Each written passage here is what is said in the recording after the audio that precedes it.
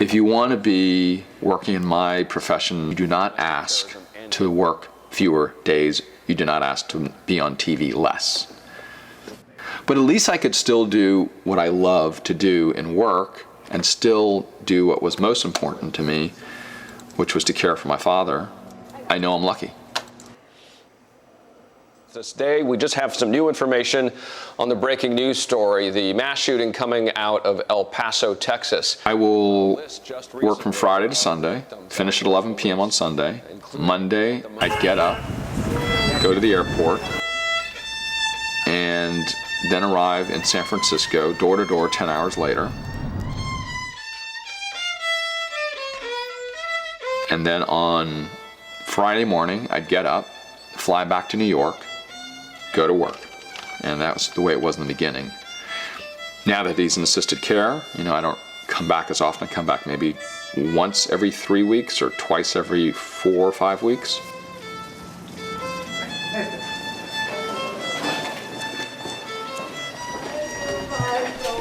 I feel guilty. Have I been visiting enough? Is he upset with me? Hey there, young fella. How are you? I'm Richard, your son. See, Richard, your son. Yeah? Got it? Okay. Thank you. You look good too. Yeah. Okay, here we go.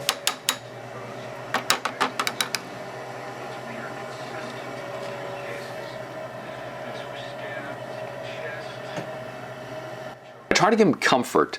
I'm there to do the best can be done.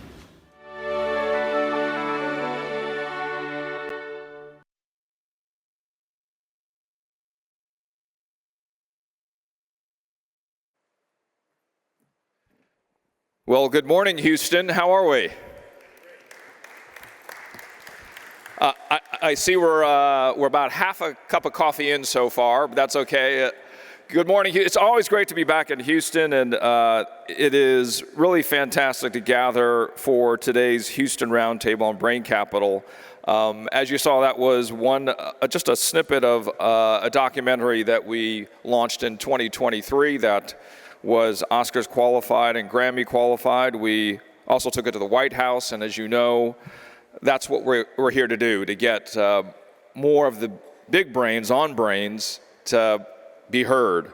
So welcome to the Houston Roundtable on Brain Capital. It is really great to be back in Texas, and this entire building, which is my first time being here, is a great place to convene. Texas, Houston, another one of those ground zeros, as all of you know, when it comes to the enemy and the new market, that yin and yang that we are all here fighting to gather.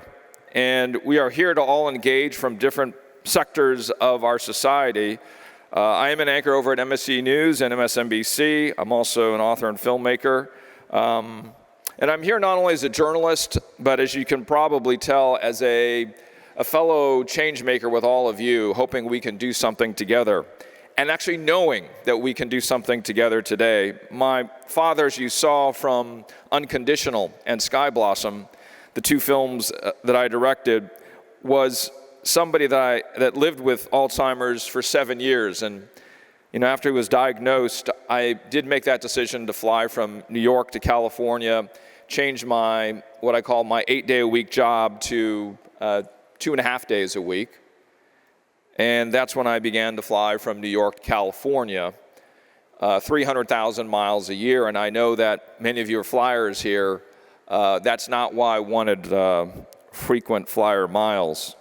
Now, as I landed here last night into Houston, it was a similar story. I just left my mom, who was diagnosed a year ago with Parkinsonianisms and Alzheimer's and dementia. And I was there, as I was for my father, doing my shift to care for her. And it is with great pleasure that I get to do so along that journey. And as you know from being major players in this space, we do this with great difficulty in front of us, but we also do it with great joy in front of us, and new opportunity, new value, new systems, new solutions. And that is why I was so excited when George asked me to come and join all of you, and Kelly to join all of you to sit here to learn and focus on the answers behind how we can fight brain diseases together and all the challenges. And it is why, like many of you, you shifted your career. So if you ever watched the video as to how Us Against Alzheimer's started, it was a similar engagement where we started one way in our lives and then all of a sudden we took a turn. And 10 years ago is when I took the turn. I did not want to become a filmmaker nor an author, nor a founder in the space. Houston. So this is a great place to find oil, I hear. It is a great place to understand the complex value chain of an industry I grew up with when I first graduated from college. It is a long and complex value chain. And so is the idea, which you'll hear later on from some of the leading experts, the idea of the brain economy, the idea of brain capital. It is both simple but very complex, and we're here to really dig into that value chain and to understand where we can create new solutions. I'm really excited to learn that. I have been back in Houston probably 5 times just this year. I was here to discuss with the Community Advisory Board, with ASI, the ideas of the local leaders here in Texas about how they were battling Alzheimer's and neurohealth. I was also here for South by Southwest with Lily to discuss with people way smarter than I am the new solutions that we see on the horizon in the next 2 to 5 years. And I was here not too far away from here in Starr County, Texas, to explore the city, thanks to DAC, and the county that has the highest rate of Alzheimer's in America, 1 in 4. And why? And where? And who? So this is an important place to gather. As Dr. Falcone would tell me, this is what we just have to do together. So I'm certain that all of you today have your own experience, your own touch points with neurohealth and brain disease. As we move forward, we are finding new solutions, whether it's here in Houston and Texas, in the United States, or globally. And what's great about the program, if you flip through, is we're going to go around the world to find out what are the best practices, what are the new things we're going to do.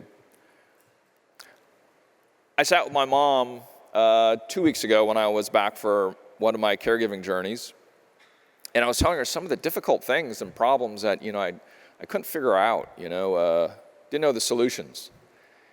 And because she's farther on in her disease battle, she doesn't talk as much as she used to, though being a school teacher and a pastor's wife, and you certainly have to talk in both of those professions. And she paused for a second, and she looked at me, and she said, "Yell." That's all she said, "Yell." And I was like, that is absolutely perfect. So today, as we gather, that's what we're going to do together. We're going to learn to yell from the mountaintops about these new answers and these new ideas. Yell, respectfully, yell. And our first person that will be yelling today to welcome all of us, and whom I got to meet just a moment ago, is a great leader in this space and more broadly in business as well. We had a chance to meet each other. She happens to hail from a similar university as I do.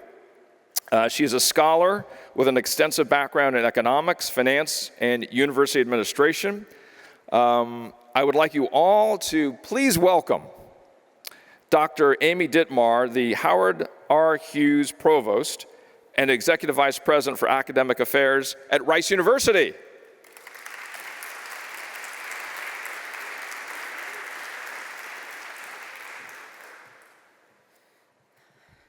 All All right, well, good morning, everyone, and welcome. I'm so glad to see everyone here today and to be at this pivotal, and I do think that is probably the most important word that I can describe it, pivotal gathering on brain capital and economic innovation. I am honored to represent Rice University in co-hosting this event alongside many of our partners, UTMB, the Greater Houston Partnership, Us Against Alzheimer's, and many, many other committed partners. And each of you and your presence here today reflects not only the urgency of the challenge, but also this incredible opportunity that is before us. One that can shape the trajectory of our city here in Houston, our state here in Texas, the country, and the world. Thanks to strategic public policy, world-class biomedical research, and international investment, our region is uniquely positioned to lead in the emerging brain economy, and a global transformation is underway. I am so proud that Rice has been at the forefront of this movement, advancing the opportunity and call to action around the world.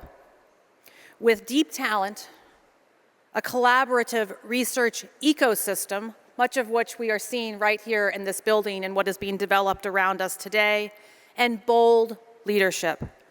Houston has what it takes to become the 21st century hub for brain health and innovation.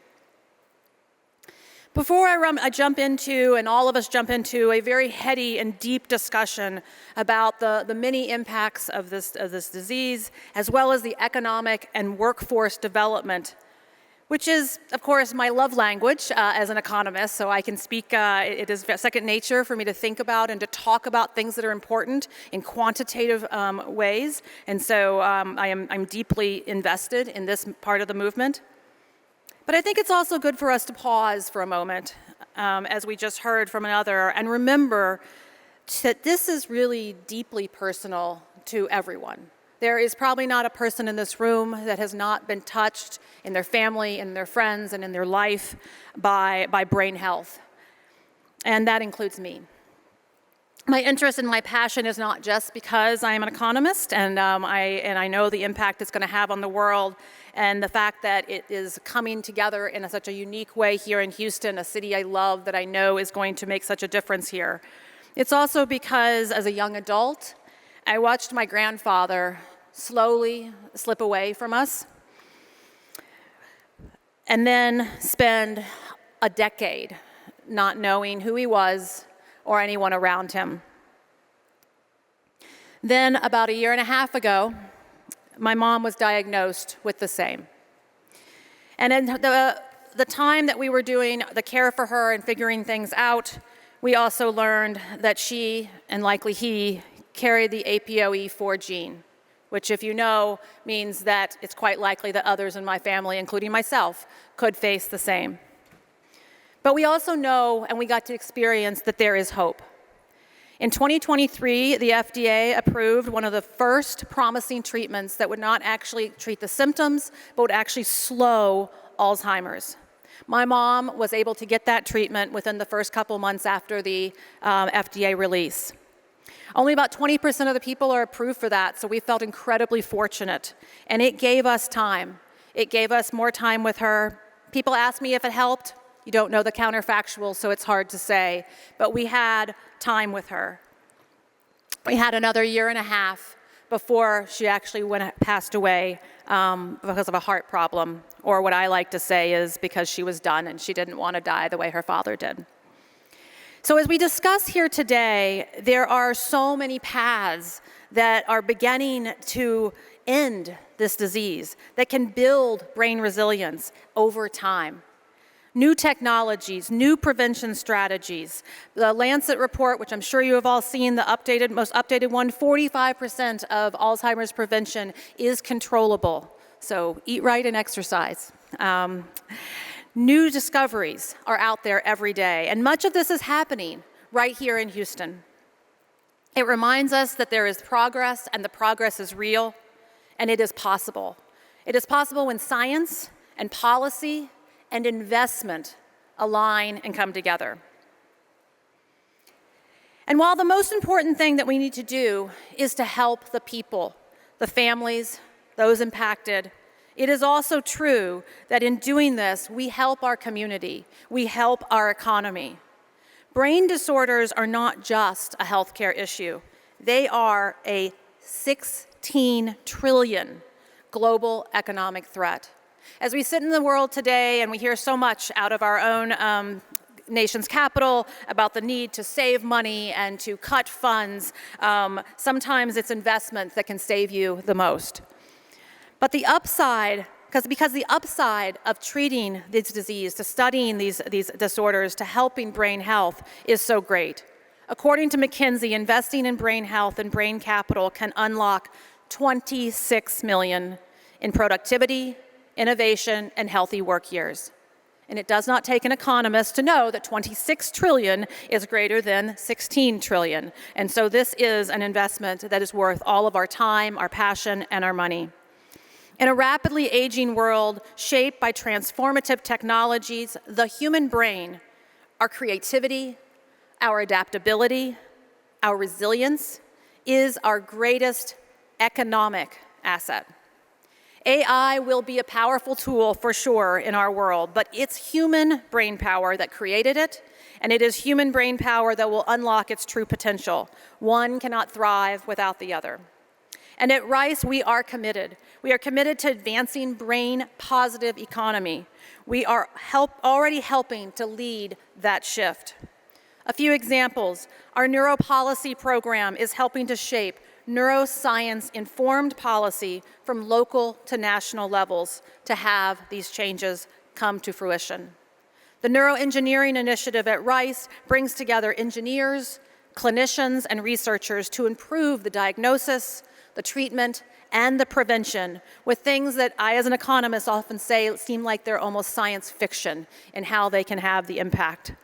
This is for Alzheimer's, depression, and so much more. And in collaboration with Houston Methodist, just across the street, our Center for Neural Systems Restoration is driving innovations in stroke recovery, spinal cord injury, and so much more.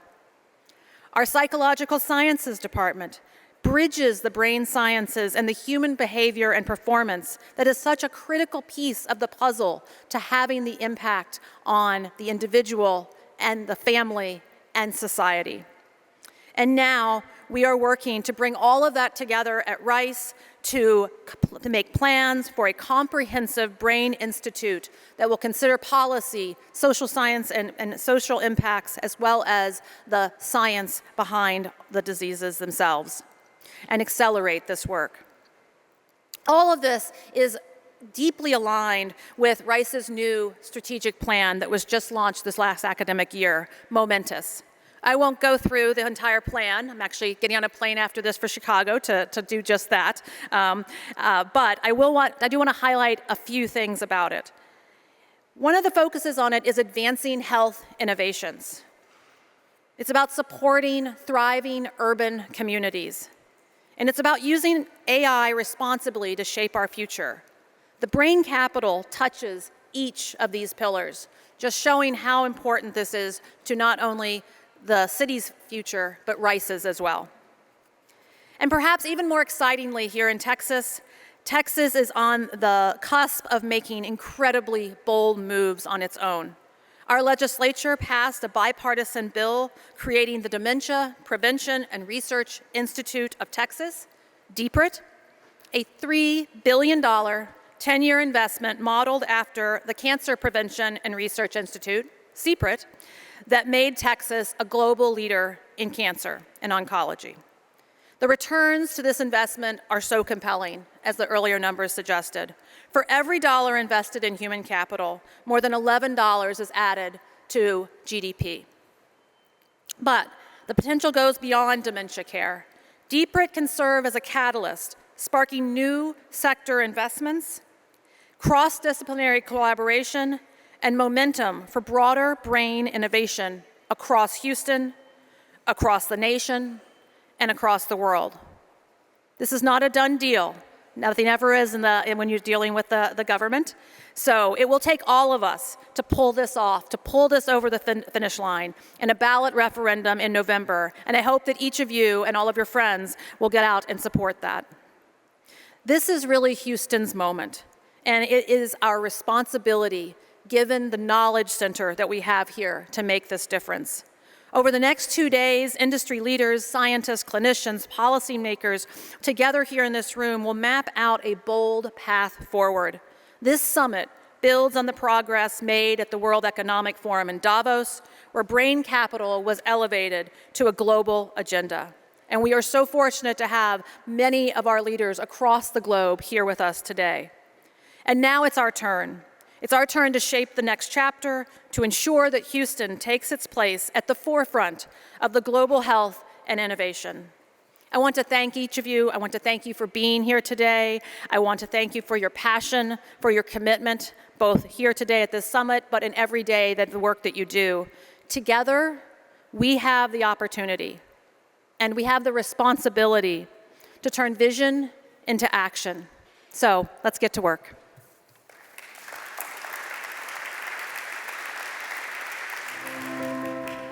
Hello, I'm Reginald DeRoche, president of Rice University. At Rice, we are committed to becoming the world's premier teaching and research university by delivering unparalleled personalized education and propelling breakthrough discoveries to transform lives and better humanity. One of our key goals is to lead innovations in health, healthcare, and medicine. I am excited to speak to you today about a critical priority for us, brain health. The escalating burden of neurodegenerative and mental health disorders has taken a staggering toll on both individual well-being and the overall global economy. Rice is at the forefront of the brain-positive economy transition through pioneering efforts such as the Neuropolicy Program at Rice's Baker Institute of Public Policy. The program's success is palpable as we integrate new neuroscience-informed policy approaches at multiple scales. At the university, in the Texas Medical Center, our neighbor and the world's largest healthcare complex, with Houston's Chamber of Commerce and the 24 Fortune 500 companies it represents, and at the state, federal, and global level. This work is occurring in collaboration with the World Economic Forum and the McKinsey Health Institute. We are also spearheading Rice's Neuroengineering Initiative, a collaborative, multidisciplinary program that brings together the brightest minds in neuroscience, engineering, and related fields to improve lives by restoring and extending the capabilities of the human brain. This year, Houston Methodist Hospital and Rice launched the Center for Neurosystems Restoration, a unique interdisciplinary center for neuroscience research and treatment innovation. Another key collaborator in this effort is the University of Texas Medical Branch at Galveston. We look forward to a bright future with them and ask you to join us in celebrating their recently announced Brain Health Institute, funded by the visionary Moody family of Texas. In addition, Rice's exceptional psychological sciences department uniquely blends the science of human brain with the science of human behavior and performance. Our breadth of research priorities creates a unique learning and research environment. Rice and our partners will help Texas become the world leader in the field, as we have with cancer care and research. In 2025 and the years ahead, we will continue to unite public, private, and philanthropic stakeholders to advance innovations on every front. We invite you to learn more about Rice's efforts and how to partner with us on this critical issue. Please join us and visit rice.edu to learn more. It is good to be at Rice, and Amy, thank you so much for your welcoming remarks. Very much appreciate that. We're going to frame the event. We're going to get going very soon now in the next couple of minutes. And just to discuss how we're going to go about it, it's 2 days of a lot of learning and a lot of listening. As I said earlier, I'm very much interested in. One of the important energy points, I think, as we look at the market space, for those of you who have been practicing in this for so many different years, and I'd love to hear your comments as you are engaging, as you are on stage, is that we really are in a special moment when we look at the markets. We really are at a special moment when we think about narrative and culture around the very space that we're discussing right now. As many of you know, over the years, over the decades, when we discuss this very space, it was often thought of, and please forgive my English here, it was seen as the older people in the corner. It was seen as those we didn't want to engage in. When in reality, when we're talking about neurohealth and brain health, it is a full lifespan ecosystem issue and opportunity. and I think as was said by Amy and as was discussed just a moment ago in the video, is that if now brain health has the narrative at the World Economic Forum and the UAE at the Milken Global Conference as the definitive leading discussion point around healthcare today, that is an opportunity narratively and economically. And that's why we're gathering here today and why it makes so much sense to explore as we frame what today is all about. That yes, there are certainly challenges, and it is core to our economic health as well as personal health ecosystems.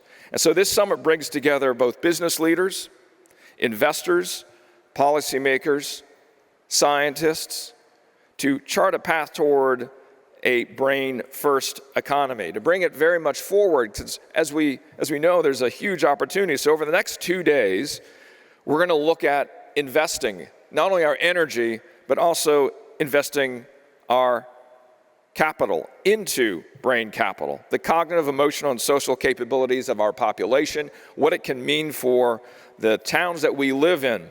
As we look at the Texas ecosystem as a great example, it's tough for me to say that being from California, but a lot is happening, and there's a big reason as to why Californians are coming here to find new solutions, to invest in this wave of resilience and innovation and prosperity that's right in front of us. The numbers are very clear, so we just have to activate it. And if you can't tell, it's not going to be a passive event. Each round table will be structured as an answer session where the participants, you, are invited to actively contribute to this discussion. And by helping the answer space, the key questions that we're going to pose today, some of the questions that will be explored. What is brain capital? What is the hidden, unrealized, undocumented, untransacted market size we're talking about for businesses and communities? Who's paying for these solutions today? Who needs to pay for these solutions? Which business sectors, as we break down the value chain, have the biggest opportunity, both in profit as well as changing community itself and the way we do things, and affecting culture long term? And how do we segment these amazing local, state, and regional and international intersector opportunities? And what, most importantly, are the actions that we can take when we leave today and leave tomorrow and do next week, next quarter, next year, next 2 years, next 5 years? Now, all the attendees, all of you will have the opportunity to engage either verbally or through a simple form that you can access through the QR codes that are in your program. And that book, if you don't have it, you can just grab it at the registration table. The idea is here to gather a broad range of perspectives and ideas and answers in our dialogue. Then a final communique will summarize the recommendations that discuss today and tomorrow in the program, and then conveyed to the G7 Leaders Summit and the World Economic Forum as the team that put this together moves forward and takes your learnings there. Now, the conversations will ramp up tomorrow to continue the framing here with some important announcements, action steps, also some new data to support the work that we're talking about. So make sure that you stick around for both days. That includes tomorrow. Now, a few more housekeeping items for you. There will be a few breaks each day to stretch your legs and grab a snack. We're not going to, keep you not moving, because that's important. Please do visit the brainstorm room, the brain break room, and it's just over here to my right, over there. Okay. Is it in green? Yes, it's in green.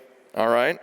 And the most important, also just as important, is the connective tissue that you're about to create in the next 2 days. People you didn't know, ideas you didn't hear about, the 1 + 1 = 3 opportunities that are today. So please try to say hello to those you know, but every day say hello to somebody that you would never talk to, maybe, or somebody you don't know yet. And I think that is the beauty of us gathering here at Rice.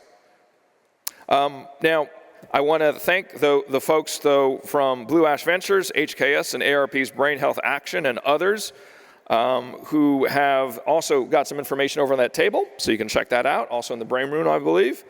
So before we have our formal welcome, I know that Kelly O'Brien with Us Against Alzheimer's Business Collaborative on Brain Health wanted to say hello to you and welcome you to today's event.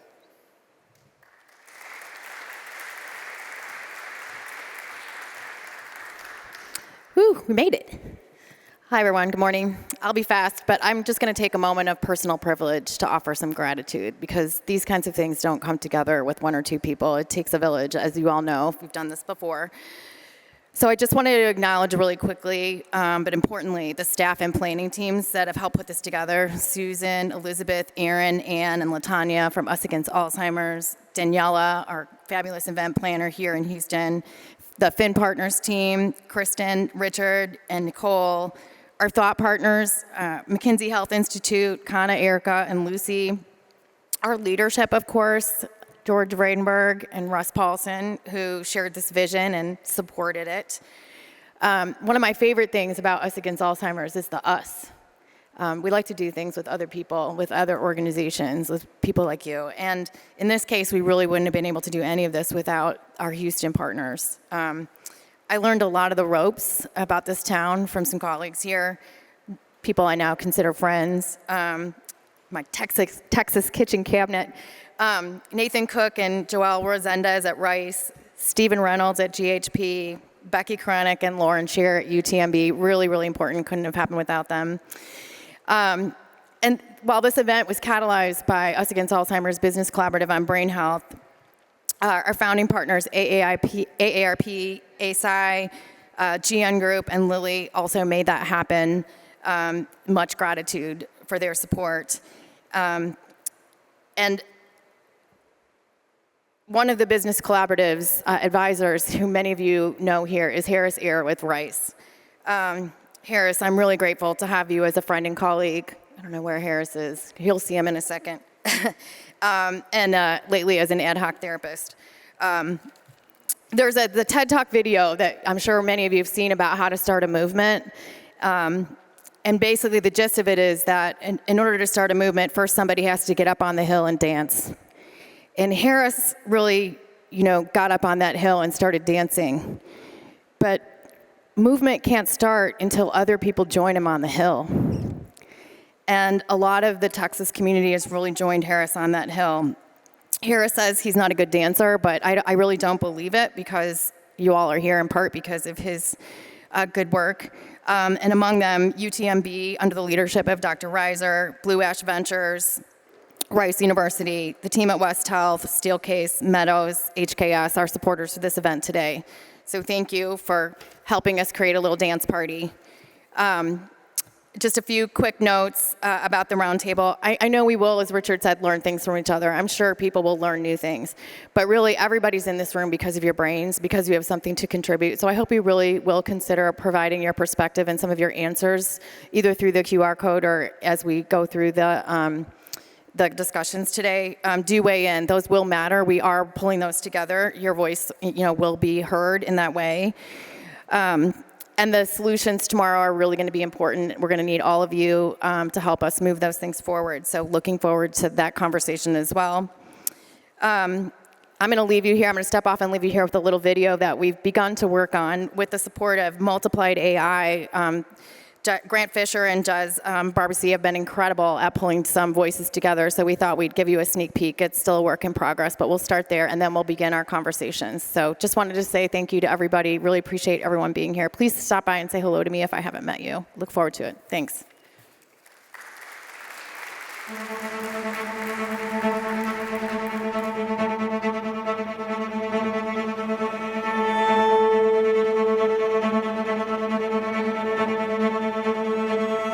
I'm here because I'm seeking transformation, radical ways of improving people's brain health.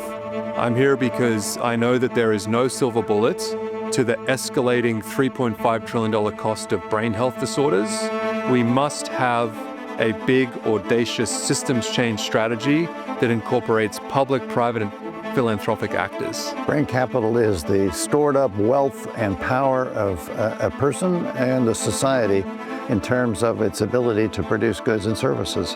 One of the most important resources that we have is our ability to perform as humans, to think, to be able to create new work. To me, brain capital translates into the ability of an individual to take care of themselves, to take care of their families, to improve their situation in life. It makes me think about optimizing human capacity, because essentially every human function is driven by our brain. It's extending our cognitive performance, avoiding decline, so we have longer lives of productivity and human flourishing. And then it's tapping into all the exciting developments in neuroscience to enhance the way our brain functions.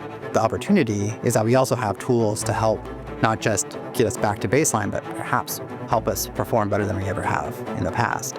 Brain capital is a lifespan construct, so it incorporates brain dynamics from pre-pregnancy, pregnancy, early childhood, all the way through to later life. I think we need a major culture shift that really understands and prioritizes the first couple of years of life.